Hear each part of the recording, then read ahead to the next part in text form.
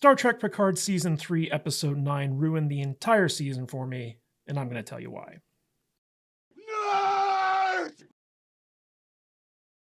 Like so many other people out there, I posted something on Twitter which proved to be kind of unpopular in my circles, and that was the hot take that what many are calling the best episode of Star Trek in decades was actually a lazy, terribly written episode which robbed me of experiencing the joy of the biggest member berry the universe has ever seen, and has gotten me ridiculed by people who disagree with my admittedly hot take.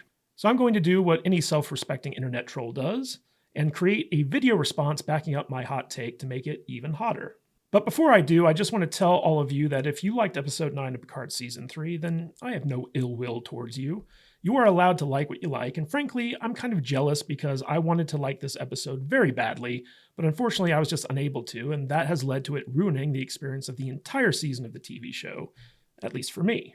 Now, some people have accused me of siding with Doomcock on this one, and to those people I just want to say that I have no ideological stance against modern Star Trek. The only thing I'm ever guilty of is being honest about my opinions, and you can agree with me or not. It's up to you. But when I like something, I like it, and when I don't like something, I don't, and it's as simple as that. I'm not what you would call a never-trekker, the types who hate any and all Kurtzman-era Star Trek simply because they disagree with the leadership who oversee the franchise. I have praised episodes of Strange New Worlds, and I've supported and defended Picard Season 3 for 8 episodes now. So the idea that I'm hating on Episode 9 just because I hate all things Star Trek simply isn't true. I actually respect Terry Matalas and his writing crew for delivering what is probably the best season of Star Trek in decades. And as you'll see in this video, my reason for disliking this episode can be chalked up to a personal one. But the main reason why I'm alone on my I hate Episode 9 hill is because I watch TV and movies differently from your average person. Ever since I was 14 years old, I knew I wanted to be a professional storyteller and work in the movies. And I've been training and studying since at that early age to do so. I've trained in creative writing, story structure, narrative development, and I used to work in Hollywood. I have lived, breathed, and eaten movies, TV shows, and books from a very early age, and have obsessively studied them. I am a published novelist. I've written screenplays that have been semi-finalists in major contests, and I've even taught the occasional class on writing. Because of this, when I watch a movie or a TV show, I view things from the perspective of a writer and a storyteller who has trained in his craft. I am unable to turn my critical factor off. Essentially, when it comes to entertainment, I can see the matrix and notice every glitch that there is to notice. Some call me a nitpicker because of this, and frankly, they're not wrong. Not a day goes by when I say, why oh why didn't I take the blue pill? But alas, here we are, and I'm going to lay out my case as to why this episode of Star Trek was bad, and if you want to tell me how wrong I am, feel free to do so in the comments. Before we get going, though, I just want to define some terminology that I'm going to be using. 1. Plot contrivance. A plot contrivance is something that happens in the course of a narrative because without it happening, the plot cannot move forward, making the plot drive the story forward as opposed to it happening through the organic logic of characters and situations. What this also means is that basically things happen because they have to. That's what a plot contrivance is. The next term is headcanon. Headcanon is a method by which a viewer can use their own imagination to justify narrative flaws. Essentially, it's a way for a viewer to fill in the narrative gaps with their own answers. This is typically a way to excuse bad writing because of a refusal or inability to think critically and acknowledge story problems by fixing them in your own head and assuming that your imagined solution is the correct one. Let me share with you the golden rule of visual storytelling. If it's not on screen, it didn't happen. Good storytellers have a responsibility to clearly communicate to their audience why and how things happen in order to preserve the suspension of disbelief. If the audience has to employ headcanon to make a story make sense, then it's a badly told story. If you are justifying character actions and plot elements by citing justifications that are not on the screen, you are using headcanon, and your arguments are completely invalid. We can only work with what the storytellers give us. Everything else is fan fiction. Story logic. Story logic are actions and events that make sense within the context of a narrative. These are things like cause and effect, setup and payoff, and reasons why things happen. When things happen that don't make sense or go counter to an audience's external logic, then story logic is broken and bad storytelling is in effect. Finally, narrative consistency. Narrative consistency means that plot points are consistent with other plot points that came before them. If something happened in earlier episodes and seasons, you expect those things to be acknowledged and carried forward in later episodes and seasons. Failure to do this breaks with the consistency that was previously established, aka it breaks with canon. Okay, now that all that is taken care of, let's get to the heart of my criticism. Here's the episode's biggest issue. The most epic member berry of all time was so good that it mind-wiped most of the audience about all the bad stuff that came before it in this episode. If you like this episode, hey, more power to you. But the problem I had was that the stuff that came before the reunion of the Next Generation crew on the bridge of the original Enterprise D was so problematic that it made it impossible for me to enjoy the ending of this episode. When that scene happened, I wanted to be able to stand up and cheer and feel the euphoria of a moment Star Trek fans have been waiting decades for. But instead, that moment was robbed of all impact for me because the rest of the episode was, for lack of a better term, a mess. And one of the big reasons why this is due to Shaw's death. Now, I've had people say to me, oh, you're just upset that Shaw died. And yes, I'm not going to lie. I'm pissed Captain Shaw was killed off. However, I respect the choice to kill him off. Characters are allowed to be killed off in service to a story. So even though I didn't like that Shaw died, I respect the writer's ability to make the decision to do that. My real issue is that I do not agree with how Shaw was killed off. And I'll get into the reasoning for that in a bit. But first, I want to talk about something else that relates to killing off Shaw and must be addressed before we talk about his unceremonious ending. And that is the Borg. Now, we all know that the Borg were going to be the big bad in this season. But we were hoping that that wasn't the case because, frankly, the Borg have been overused not just in Star Trek Picard, but in Star Trek as a franchise. We were hoping for a new and original villain, and we thought we had that in Vadic and the Rogue Changelings. After all, this was something different and presented a real and unique threat. But instead, we just got more of the same. The Borg. Again. Now, I understand that Terry Matalas wanted to bring Picard's story with the Borg to an end and tie up all the loose ends that were hanging out there. If there's one thing that can be said about Star Trek Picard as a series, it's that it's been a saga about Picard and dealing with his time being assimilated. So even though I can respect the choice that they made with the Borg being the big bad again, I just have to say that it was a disappointing choice. Especially since we'd spent so long building up a new threat to Starfleet and a totally new antagonist in the form of Vadic. We actually became invested in this new character and wanted to learn more about her. But killing her off in episode 8 was a clear indication that the show was going in a different direction, and unfortunately, that direction was back to the old boring big bad of the Borg. Now, in all fairness, the Borg have carried over from season to season of Picard. Season 1 was all about the dangers of synthetic life and the reclaimed Borg cube and trying to undo the damage the Borg had caused. Season 2 was about the Borg technology that sprang from the reclaimed cube, how it was being integrated into Starfleet, and how the Borg had evolved into what are now essentially good guys and an ally of the Federation. And now Season 3 is about the consequences of accepting Borg technology into the fleet, and a true final reconciliation between the Borg and humanity, in the form of a synthetic Picard, but I digress. So though the use of the Borg is completely justified from a thematic standpoint, I just find it lazy and dull and boring. But what are you going to do? It's the Borg. Resistance is futile. All right, let's talk about some nitpicks. So before I get into my more salient criticisms of the episode, I just want to focus on a few things that really kind of bugged me, which I just classify as nitpicks, because these are things that can probably and usually would be ignored while watching an episode of Star Trek. But because I'm a petty smarty pants, I'm going to point them out anyway. Number 1, fireworks in space. I mean, seriously, space fireworks, complete with whistling and booms. I mean, it looked pretty, but come on, guys. It's space. It's not the night sky. Alerting the collective about the Titan. So there's a scene where an assimilated Ensign Esmar sits down in the captain's chair of the Titan and says, Collective, we have a Titan. The thing is, they are all Borg and part of a collective consciousness. So you wouldn't have to tell the collective that you'd captured the Titan. They just already know that you did. The key to good storytelling is to figure out ways to have these key moments in your tale without coming off like you don't know how your villains work. Number 3, Vulcan is still around. There's a place where you will be safe. A research academy on Vulcan. Wait, what? As he was helpless to save his planet, I would be helpless to save mine. I mean, who knows what timeline we're in, right? I mean, it's not like the show cares, so why should the audience? Am I right?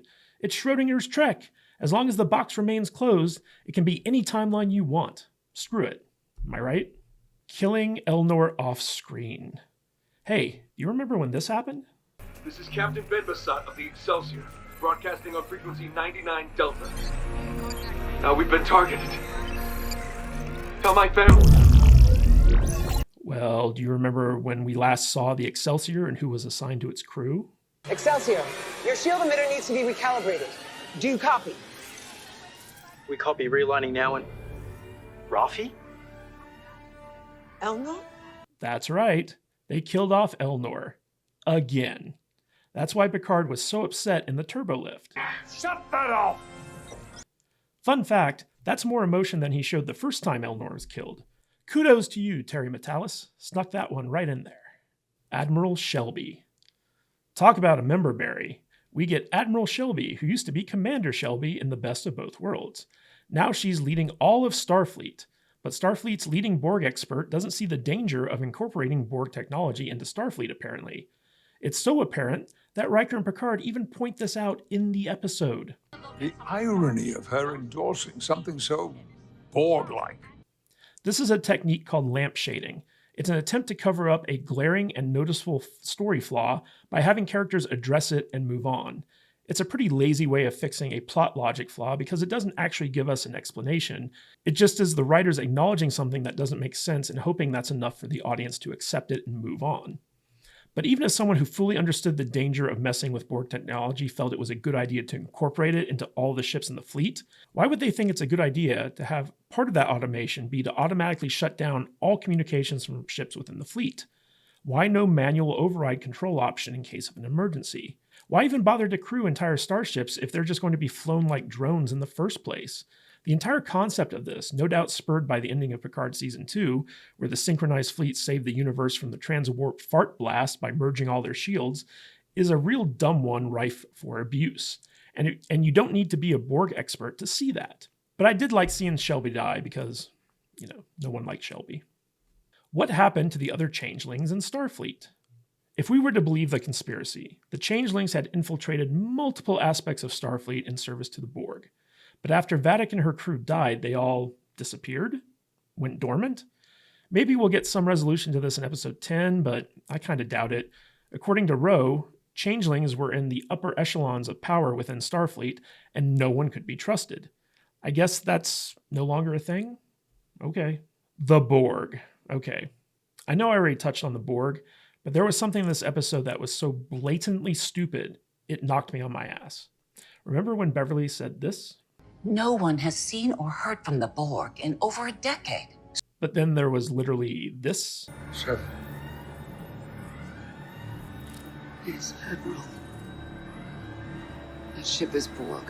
Yeah, guys, it was literally last season, which did not occur over a decade ago, where the Borg reappeared and actually became a provisional member of the Federation with their own massive ship, protecting the galaxy from the transwarp butthole of doom. Like, the Borg are literally right there. Come on, Terry, you even produced last season Picard. You should know this shit.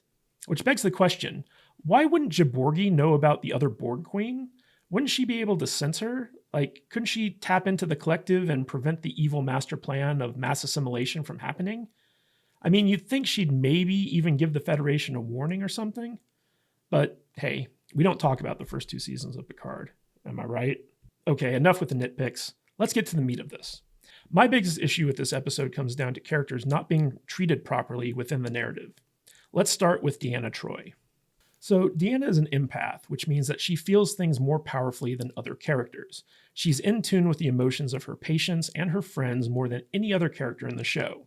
And the way she acts at the start of this episode is so counter to her character that, quite frankly, it's insulting. Deanna Troi has had the experience of losing a son not once, but twice. She lost the son she had with Riker, and she also lost the alien baby that she had in Season 2, Episode 1, called The Child, an episode where her child presented a threat to the crew of the Enterprise. So when she realizes the position Jack Crusher is in, her reaction to it should have been very different than what it was. Jack Crusher is the child of two of her oldest friends. She would not have simply abandoned him to the Borg, no matter how dangerous he is. She would have had some empathy for Jack in his position. She would have been an advocate for protecting him and helping him understand what's happening to him. In short, she would have treated Jack with compassion and understanding, no matter how scared she was. Yes, Troy would acknowledge that Jack is dangerous, but that wouldn't justify how she treated the situation. If you remember, Troy was there when Picard broke through the Borg programming to give Data the key to saving Earth from the Borg in The Best of Both Worlds Part 2. She knows that human will can win out over Borg influence when the situation is right. Troy wouldn't have defaulted to Starfleet protocols when it comes to helping Jack. In fact, Troy would be the last person to advocate defaulting to Starfleet protocols, considering it was Starfleet's stance against synthetics that caused her own son to die. And let's face it, when has the TNG crew not gone against Starfleet's protocols when it suited them and when they knew the protocols were wrong? This is a fundamental misuse of the character of Deanna Troi because it's not authentic to how the character we know would have acted. The plot required the people Jack cares about to betray him in order to thrust him into the hands of the Borg. Thus, that's what they do, even though it's not in their character to do so. How do we know this? I mean, in this season alone, Picard put the entire crew of the Titan at risk to protect Jack because Jack was his son. Beverly gave up her life to protect Jack. For 20 years, she forsaked all of her friends and those she cared about to protect her son. She literally gave up everything for Jack. Troi knows what it's like to lose a son and would have done anything to save her friend's child because that's the type of person she is. She is pure compassion and empathy. She'd have felt Deanna and Picard's fear and worry about Jack, and she would have acted to help them. But instead, because the plot demands it, all the characters decide to follow Starfleet protocol and screw Jack over, even though two of those characters aren't even in Starfleet anymore. That is what we call bad writing, because it is a huge plot contrivance and goes against the consistency of the characterization that we've had in previous seasons and movies of these beloved characters. Hell, it even goes against the characterization consistency that we've gotten this very season. Picard and Beverly. Look, Beverly spent Jack's entire life protecting him. She gave up all of her friends and loved ones to raise him and protect him. Upon discovering Jack's Borg infection, she wouldn't have let Picard break the news to him alone. I don't care how many times Picard said it was his responsibility. Beverly would have gone with Picard because she knows how to handle Jack better than anyone else. But more than that, she cares about Jack more than anyone else. Can you imagine a child of yours getting the diagnosis of, I don't know, let's say terminal cancer, and you not being there for them when they heard the news? Instead, you pick someone who's practically a stranger to not only go in there and tell them that they have an incurable disease, but also tie them down if they react badly to the news. Well, that's pretty much exactly what happened in this episode. And the idea that Beverly would have agreed to let two armed guards go there to force Jack to a Vulcan mental institution is absurd. That would have been something she never would have agreed to. She would have put Jack's well-being first and foremost. Everything else be damned. And you know what? Picard and Troi would have let her, because they would have known Jack would respond better to Beverly than anyone else, because Jack actually trusts his mother. The whole thing between Picard choosing Starfleet over his own son and forcing Jack to flee was just lazy writing, a plot contrivance of the highest order, and totally out of character for Beverly. In this season, we've seen the TNG crew come together and brainstorm solutions to seemingly impossible problems. Remember Jaborgi, the new human-friendly Borg queen and former murder doctor? She's got an entire super ship and voluntary Borg collective chilling out by the big transwarp butthole somewhere. Do you think Picard might have remembered his old friend and taken Jack there to see what Dr. Jaborgi could do for him? But no.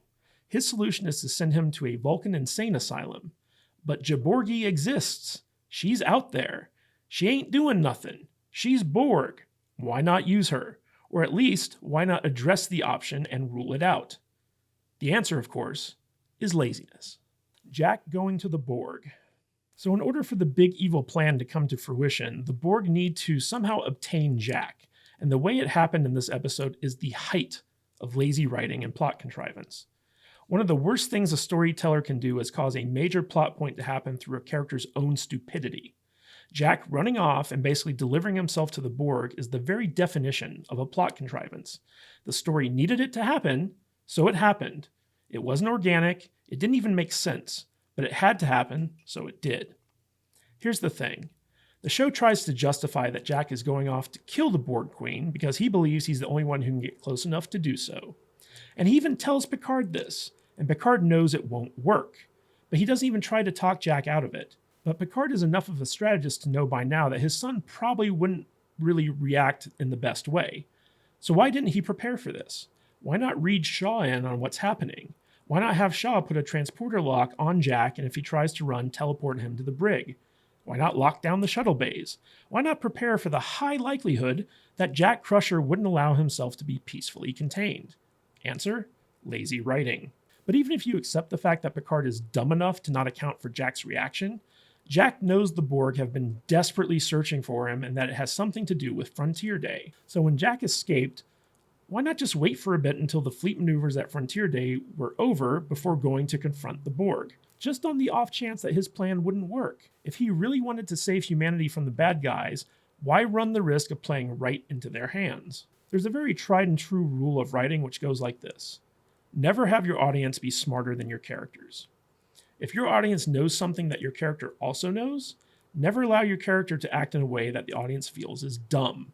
That's what they did here with Jack and Picard. I mean, they know Jack can mind control people, so why allow two guards with guns to be put in that situation? The fact is that the plot required the Borg to get Jack, so he just went to them in the most contrived way possible. Now, it would have been different if changelings had absconded with Jack or threatened the people Jack loved to force him to come with them to the Borg Queen. Literally anything would have been better than Jack stupidly storming off to deliver himself to the bad guys who'd been pursuing him all season. A good rule to follow in storytelling: never have your characters create the situation they have to then resolve. Even if Jack somehow overcomes the Borg and saves the day in episode 10, he's going to be the idiot that let the Borg almost destroy the world in the first place. Okay. Now let's get to the real issue as to why episode 9 was so awful. Shaw's death. Okay, I'm going to be honest. I hated that Shaw died because I loved his character. And I expect Terry Matalas and crew didn't know how popular Shaw was going to be when they were making the show. But I want to reiterate that though I don't like that they killed off Shaw, I do respect the decision to kill him off because it is the purview of the storyteller to kill any character they want at any time they want. So my issue is not that Shaw died. My issue is that I do not respect the lazy way in which it was done. And here's what I mean by that. My biggest gripe about Shaw's death is that he was killed off without his character arc being completed. We have a ton of setup for this character that we've spent 8 episodes with. We've seen his disdain for Picard and Riker and how he blames them for causing just as much chaos as they overcome. We also see his backstory with Wolf 359 and the survivor's guilt he suffers because of it, and his animosity towards all things Borg. This setup necessitates that, from a narrative perspective, Shaw somehow reconcile his view of Picard and Seven through his experience with this new Borg threat before he die, so that he can complete his arc and the audience that's come to care about this character could have some closure.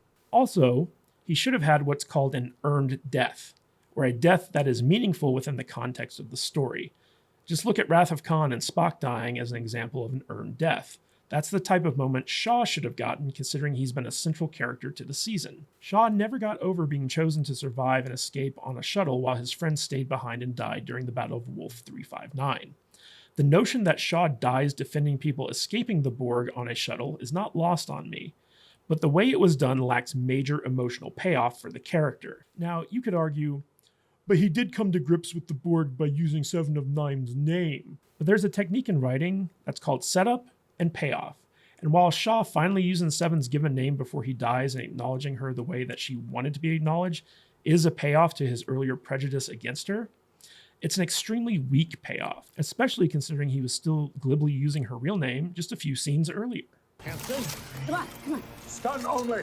The biggest setup for this character came in the holodeck when he revealed his backstory to Picard. And if that was to truly pay off, then he would have needed to recreate that moment where he sends members of his crew off and stays behind to die in a situation that he knows is going to be fatal, finally completing that loop and ending his survivor's guilt. And before you say anything, that is not what happened in this episode. Shaw was giving cover to an evacuation and got an unlucky phaser blast to the chest.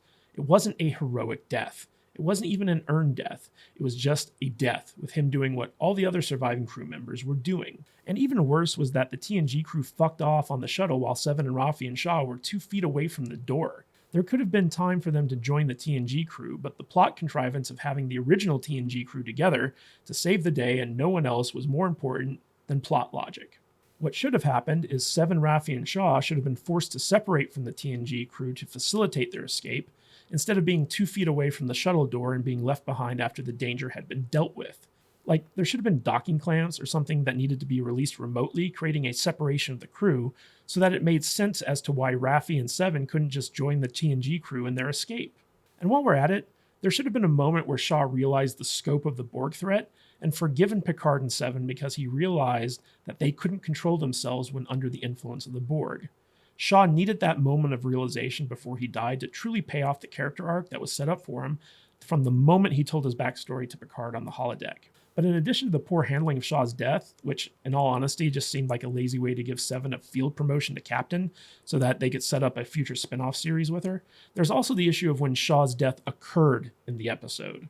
Shaw died in the scene right before the big reveal of the Enterprise D and the TNG crew being reunited with their ship. You have this big tragic moment with a major character, and then immediately after it, you put what is meant to be a triumphant reunion that Trek fans have waited literally decades for. I mean, talk about bad story structure. People who are upset with Shaw being killed are going to have that awesome member-berry moment of the TNG crew being back on the Enterprise completely undercut. That was my biggest problem with this episode. My enjoyment of it was totally subverted because I didn't have time to come to grips with the death of a character that I really liked. The smart thing to do would have been to have Shaw's death happen either earlier in the episode or in a previous episode so that there was nothing that could have detracted from that triumphant moment at the end of this episode. It is the height of stupidity to place a major character death right before what is meant to be a major uplifting moment for fans. This isn't rocket science, guys. You usually want to end an episode on a major death like Shaw's in order to make it impactful, or you do it early enough in an episode so people have time to recover from it. Me, personally, I was robbed of that wonderful, joyful moment of seeing the TNG crew reunite on the bridge of the Enterprise D because of Shaw's death and all the other issues that I've listed for you in this critique. And I know not everyone has this experience, but many of you were so overwhelmed by the awesomeness of the final scene of this episode that when it ended, that was all you were able to focus on and not the consistent bad writing that came before it. Look, I'll be honest. I saw the reveal of the Enterprise D coming the second they introduced the Fleet Museum. And though I guessed correctly, I still wanted that warm, fuzzy feeling of watching the TNG crew get the band back together and get back on the original TNG Enterprise. And because that was taken from me and I didn't get to experience the high the rest of you who liked this episode did, the experience was ruined for me. And I don't think I can ever recover from it. I'd been enjoying all the previous episodes of this season and had forgiven a lot of bad creative choices because by and large, they were minor ones.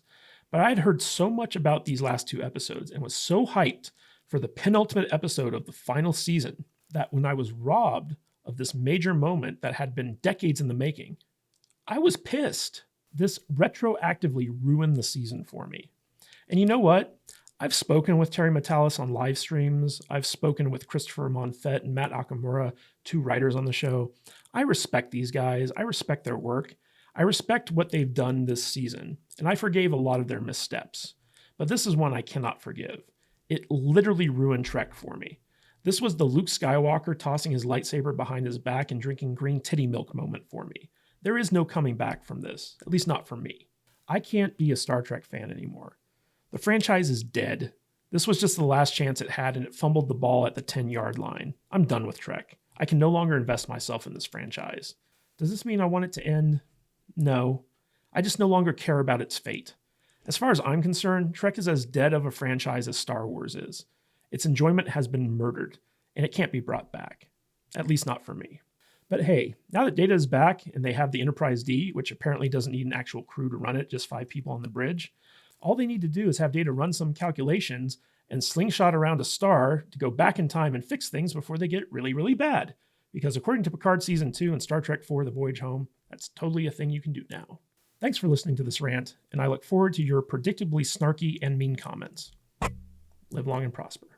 Hey guys, if you like this podcast, don't forget to like and subscribe to the channel and comment below on your favorite video as well. That goes a long way with helping us boost our channel and get out there in front of more people. And it lets YouTube know that we're doing something right. And if you want to catch us live, we go live 2 times a week, once on Saturdays at 10 a.m. Pacific time and on Tuesdays at 1:30 p.m. Pacific time. So join us there in the chat. We will see you on the live stream. Stay salty.